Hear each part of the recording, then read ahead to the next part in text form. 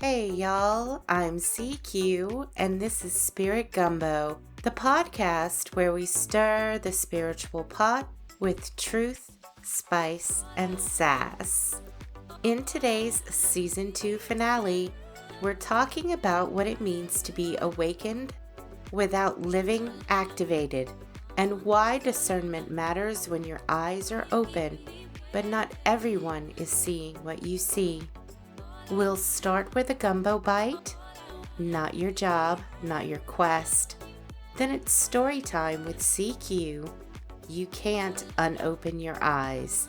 After that, we'll move into the main theme, awake without activation, followed by a tarot truth bomb, a spirit side eye, people are gonna people, and close out this season with a reflection on awareness, validation, compassion, and learning to walk your own path with wisdom.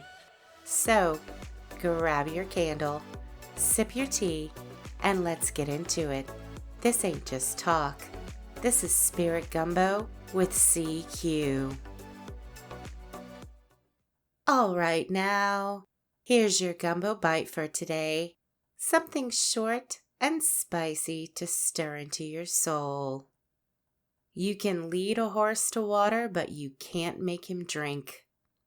That proverb has been around for thousands of years, and there's a reason for that. Because once you start to see things, patterns, behaviors, energy, it's really easy to want the people around you to see them too. We're wired that way. We get excited. We want to share.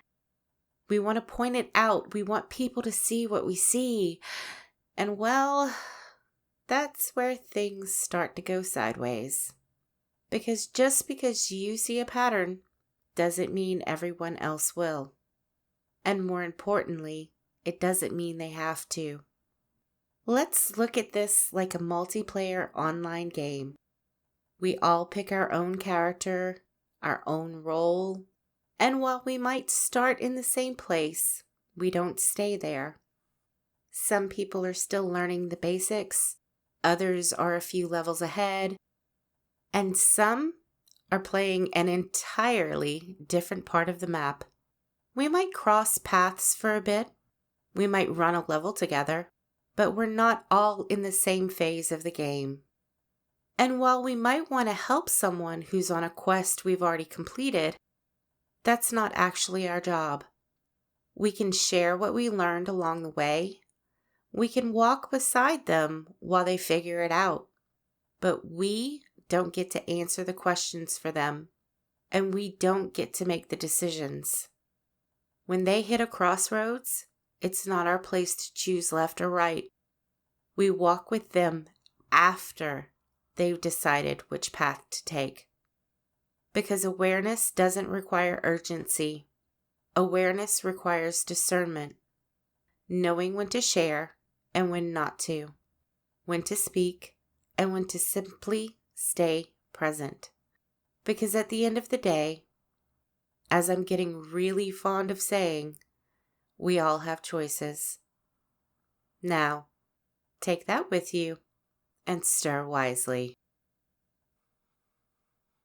Storytime with CQ.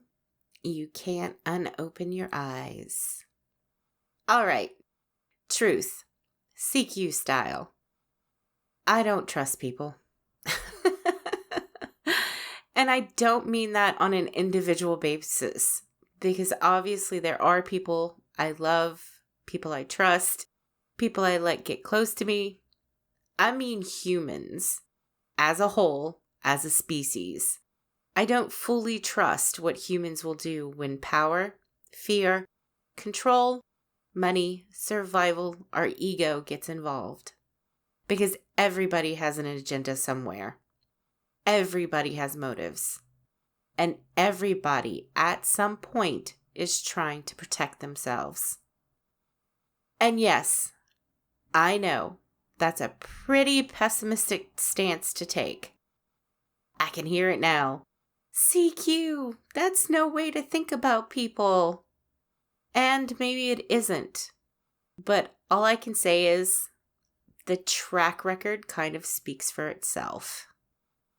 Now that we have that out of the way, you'll understand why I say I especially have a hard time trusting quote unquote official narratives. Whether we're talking about history or current events, I question things. I have to. I have to look outside the box.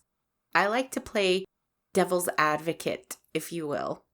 So when we have things like MK Ultra, the Tuskegee experiments, and Operation Paperclip, things that were once dismissed, hidden, denied, or kept from the public, well, let's just say they reinforce my skepticism. They remind me why I don't actually accept the first version of a story just because it's the official one. Let's take a brief look at Operation Paperclip, for example. And before you ask, no, this is not another conspiracy episode. I'm just using this as an example. If you're not familiar with it, after World War II, the U.S. brought over German scientists, engineers, and specialists, many of whom had worked under Nazi Germany because of the knowledge and skills they had.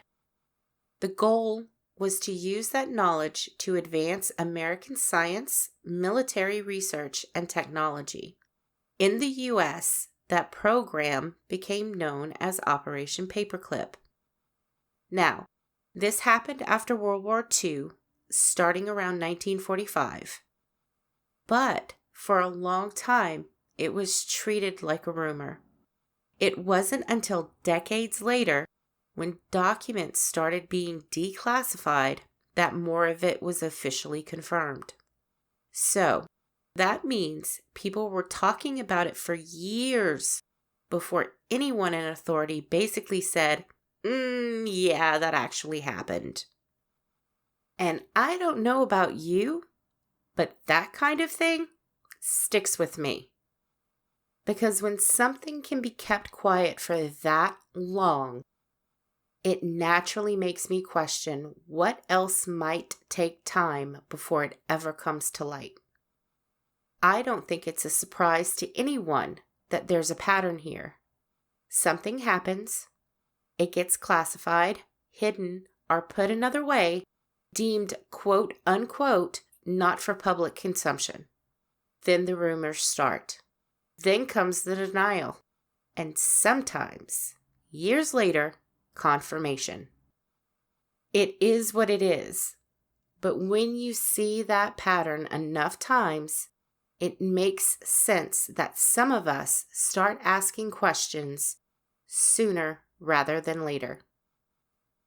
One of my all-time favorite lines in a movie is from Independence Day. Aliens are invading the planet. The White House has been moved to Air Force One. They're heading to Area 51, and the president asks why he was never told about Area 51 before the invasion. And the answer is plausible deniability. That's it. That's the line. And honestly, my gut tells me that's how a lot of things are run in the real world. Not always with aliens and secret bunkers, obviously. Although, hey, I'm not saying no. But that idea of information being separated, hidden, compartmentalized, or kept away from certain people so they can honestly say, I didn't know. Yeah, that part makes sense to me. Speaking of movies, one of my, hold on a second, checks notes, puts on tinfoil hat, beliefs is that they do tell us things, just not outright. And no, I'm not talking about news propaganda. Again, that's a whole other episode, and we are not opening that pot today. I'm talking about showing us things through entertainment, specifically through television and movies.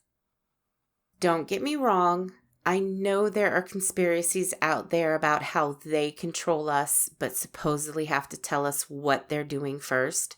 And according to those theories, they do that through entertainment, symbolism, propaganda, movies, television, all of it.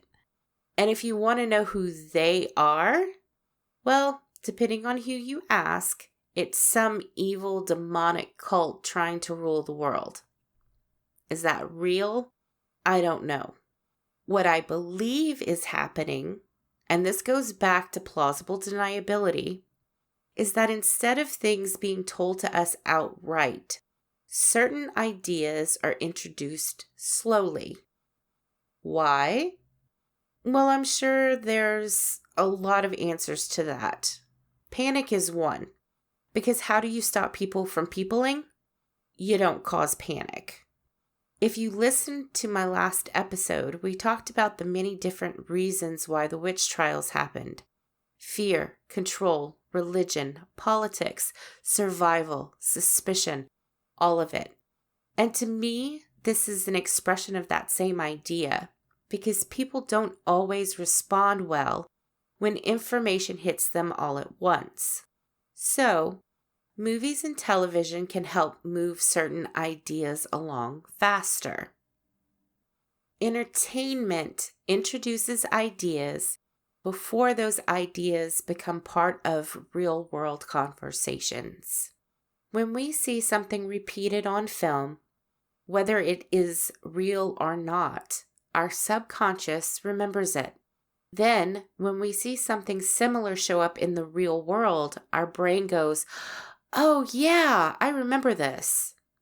And suddenly, it becomes easier to process, easier to digest, because we've seen some version of it before. And once I started noticing that, I had a hard time unseeing it. Let's look at one genre of film, global outbreaks. Between the mid-90s to around 2015, there was a noticeable jump in movies about viruses, outbreaks, pandemics, and post-apocalyptic worlds. And I'm not talking about one or two random movies. There were roughly 15 to 20 well-known films in that 20-year span that played with those themes. But if you look at the 20 years before that, from about 1975 to 1995, there were only a handful, maybe around 6 notable films centered on that same kind of outbreak or virus storyline. So, for me, that stood out, because somewhere between the 90s and the early 2000s, that theme didn't just show up once in a while anymore. It became familiar. Move 5 years down the line, and well, you know what happened.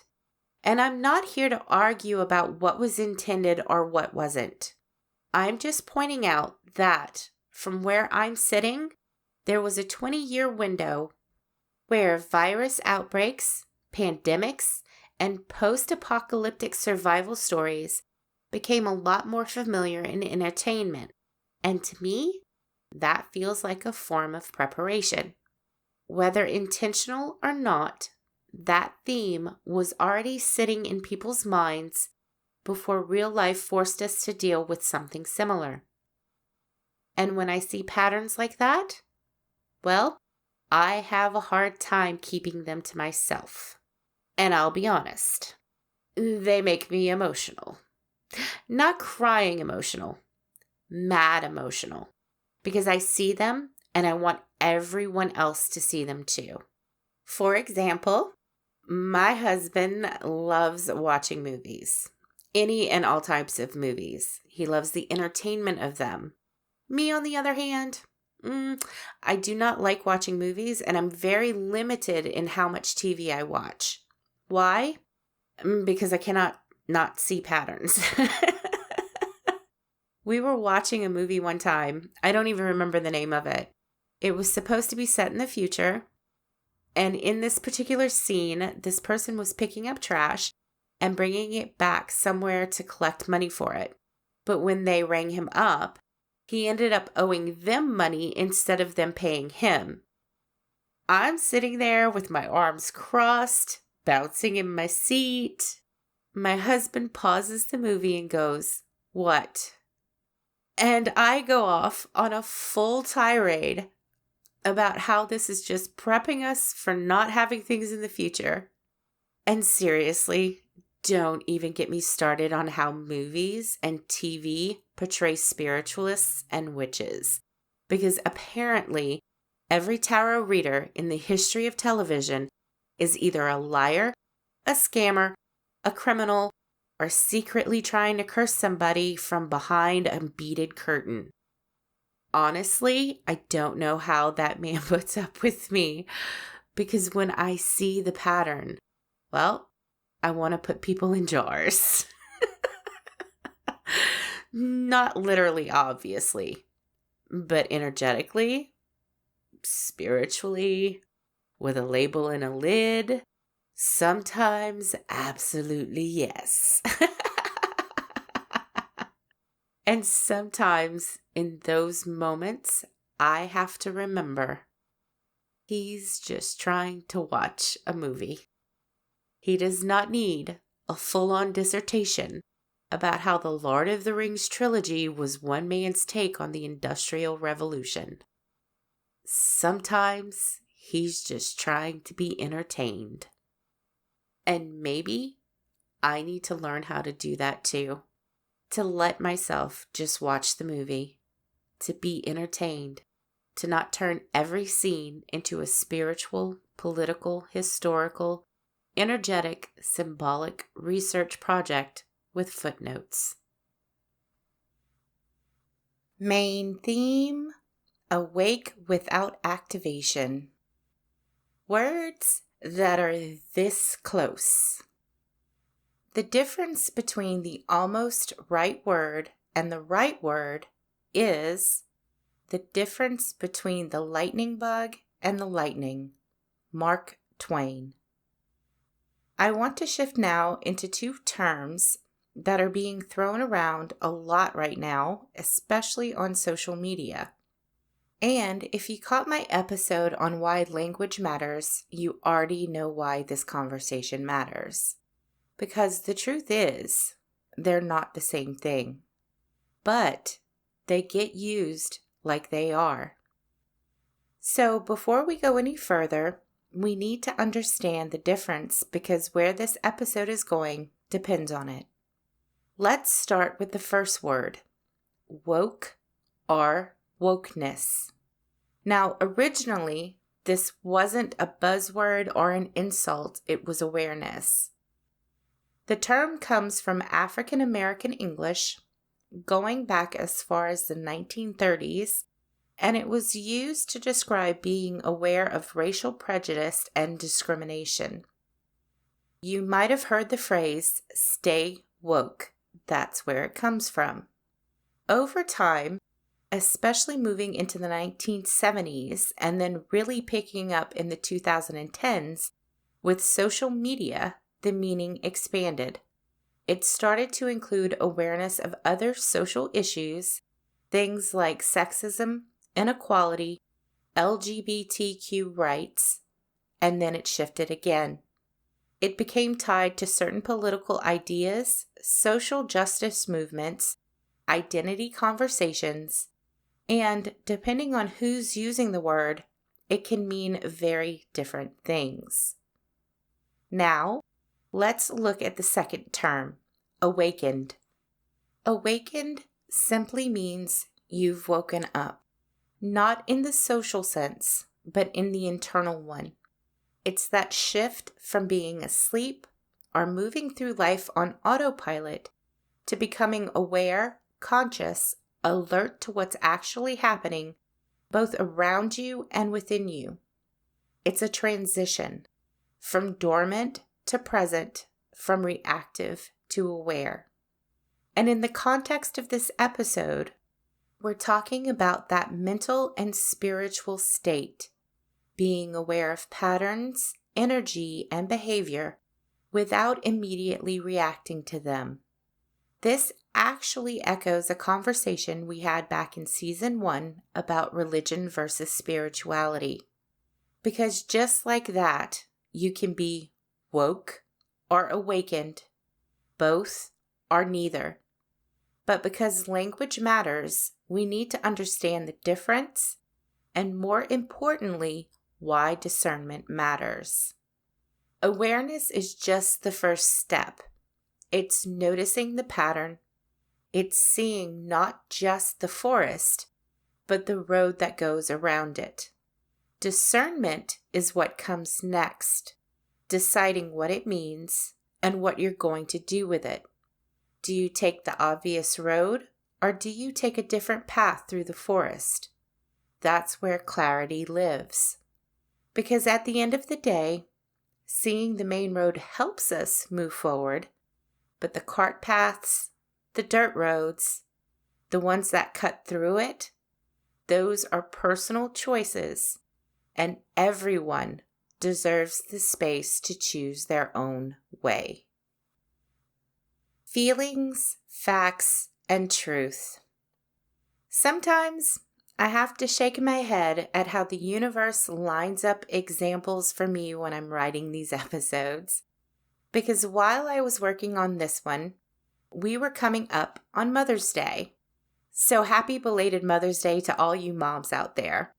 And I saw a debate online about Mother's Day that actually demonstrates this part of the episode really well. Real quick, a woman was asking for opinions on who people actually celebrate on Mother's Day. For her, historically, she only ever told her own mother and grandmother Happy Mother's Day. But then her sister had a baby, and her sister felt hurt, or depending on how you look at it, maybe even entitled, because she expected to be told Happy Mother's Day too. The original woman felt like that wasn't something she wanted to do, and that her sister was in the wrong for expecting it. Now, for me personally, I jump on Facebook, put out a generic Happy Mother's Day post to all women who identify as mothers, and leave it at that. The only person or people who get a special text or call from me that day is my mother, and when she was alive, my grandmother. Now, if someone texts me or says it to me, and I know they're a mother as well, I extend the courtesy back. Now, back to the original debate, I can see both sides. Sister B isn't entitled to a special Happy Mother's Day from Sister A. But Sister A also needs to understand that Sister B may have feelings about not getting one. And that's where this gets interesting. Because the truth is, they have two different viewpoints, two different expectations, two different personal truths. And one person's truth doesn't automatically override the other's. At the end of the day, it comes down to understanding that we all have feelings. And our feelings are valid in any given situation. Our feelings are shaped by our lived experiences. But we also have to understand that not everyone is going to share those feelings, because they have not lived our experiences. And that's why empathy and understanding are so important when we're talking about things like discernment and truth. Because discernment isn't just about deciding what feels true to us. It's also about recognizing that someone else may be looking at the same situation through a completely different lens. Sometimes, truth isn't about deciding whose feelings matter more. Sometimes it's about understanding that more than one experience can be real at the same time. Discerning your truth. Keep in mind, discernment is not just about dealing with other people and situations. It's also about using discernment in how we approach our own feelings about those situations. Let's go back to the Mother's Day example. And yeah, I totally get that what I'm about to say may piss some people off. However, this is how I personally feel. For me, Mother's Day was originally designed to honor the women in our lives who stepped up and took on the mantle of mother. In my life, that would be my mother and my grandmother. That's it. Period. Done. In today's society, though, we're seeing this shift where more people want to be included in that day.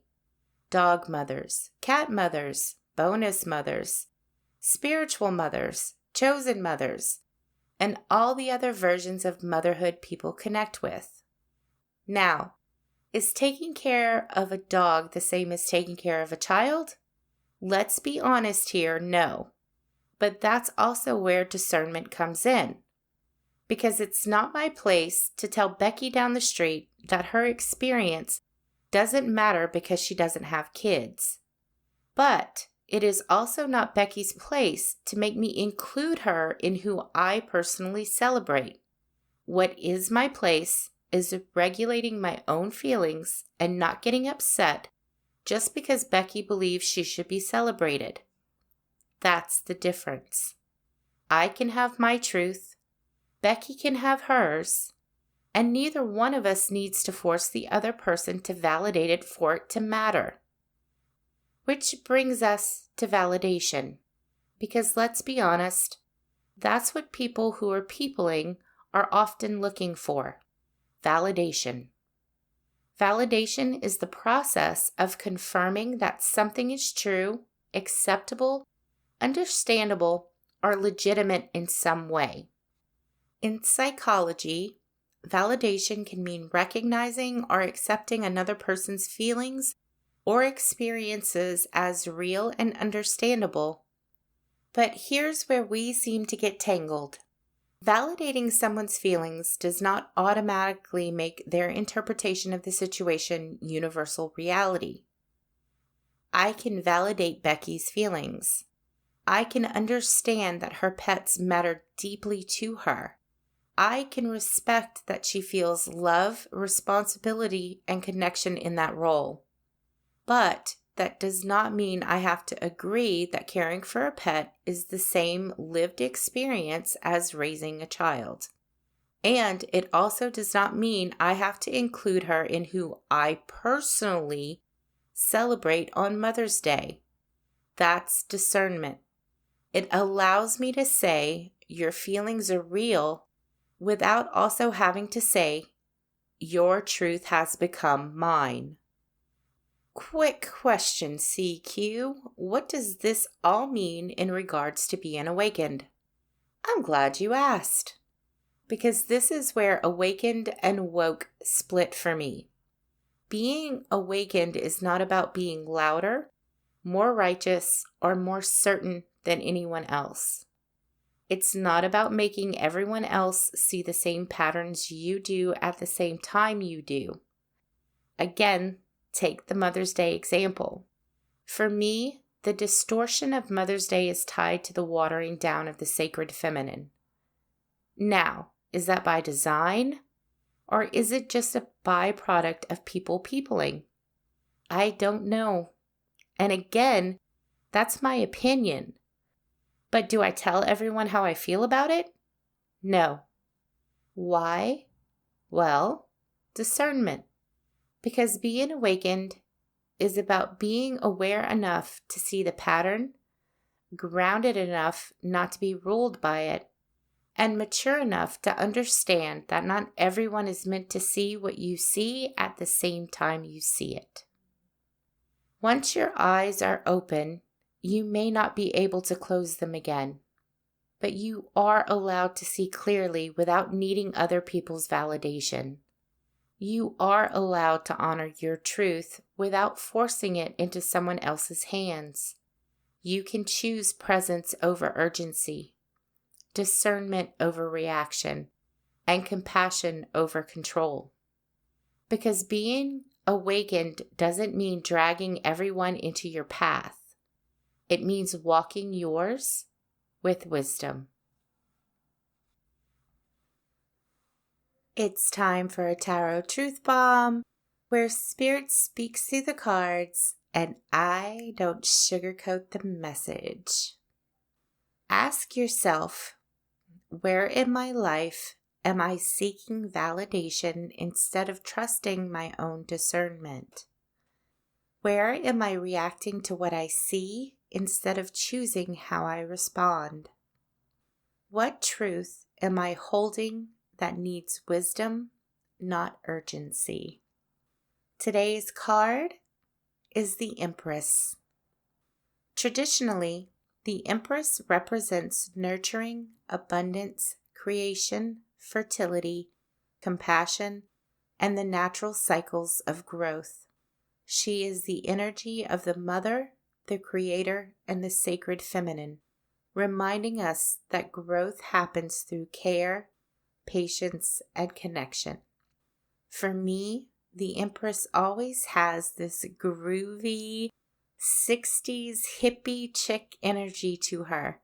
She's barefoot in the garden, flowers in her hair, connected to the earth, creating beauty, feeding people, loving deeply, and reminding everyone to calm down and let things grow in their own time. In this episode, the Empress steps forward as the energy of grounded wisdom. She does not chase validation. She does not force growth. She understands that every seed has its own season, every person has their own path, and not everything blooms because we demand it to. The Empress reminds us that being awakened does not mean becoming hard, superior, or disconnected from others. It means staying open-hearted while still rooted in your truth. It means seeing things clearly without losing your softness, because real discernment is not control dressed up as wisdom. It's the ability to nurture what is yours, release what is not, and trust that growth cannot be forced before its time. The Empress says you can hold your truth without weaponizing it. You can see the pattern without abandoning compassion. And you can stay awake without forgetting how to be human. Spirit said what it said. Spirit didn't stutter. Take it in, sit with it, and do what you will with it. All right, now it's time for a Spirit side-eye, because some of y'all are out here playing with energy like karma won't slap you in the back of the head. This Spirit side-eye is going out to all the zealots and fanatics who need to calm down. Like just a little bit. Listen, I get the excitement of wanting to show everyone everything. I understand the whole you need to wake up mentality. I get excited too. I want people to wake up and see what's going on. Which kind of reminds me of that Four Non-Blonde song. And I say, hey, hey, yeah, what's going on? But here's the thing. Not everyone needs us screaming the spiritual equivalent of what's going on in their face. There's a reason people tend to shy away from zealots and fanatics. It scares them. When people become emotionally immersed in anything, religion, politics, spirituality, conspiracy, social issues, whatever it is, it can create division.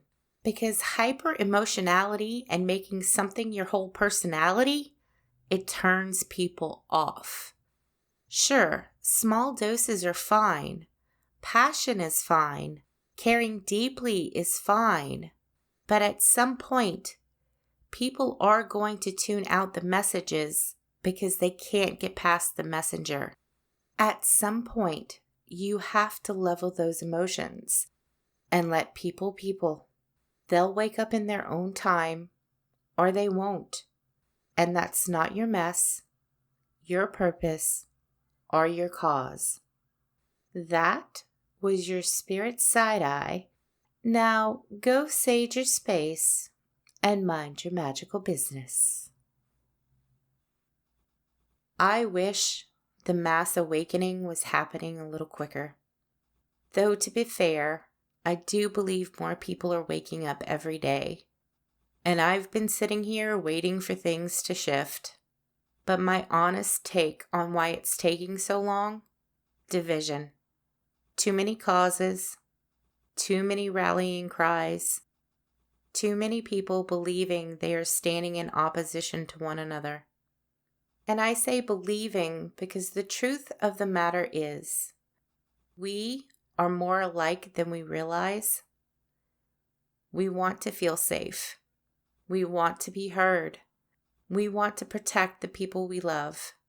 We want to understand the world we're living in. And when people finally wake up to that fact, when we stop letting division convince us that everyone is the enemy, well, that's when the true mass awakening begins. That's it for today's brew. If something stirred your soul, stirred your sass, or made you side-eye your life choices in the best way possible, pass it on. And don't forget to follow, rate, and share your thoughts on any of our socials. I hope you've enjoyed this season of Spirit Gumbo. We've stirred a lot into the pot this season. Truth, healing, awareness, discernment, and more than just a little spice. Spirit Gumbo will be taking a brief pause, but don't worry, the pot's not empty. I'll be back with new episodes around the beginning of July.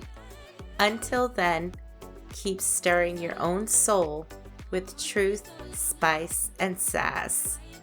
Until next time, this ain't just talk. This is Spirit Gumbo with CQ.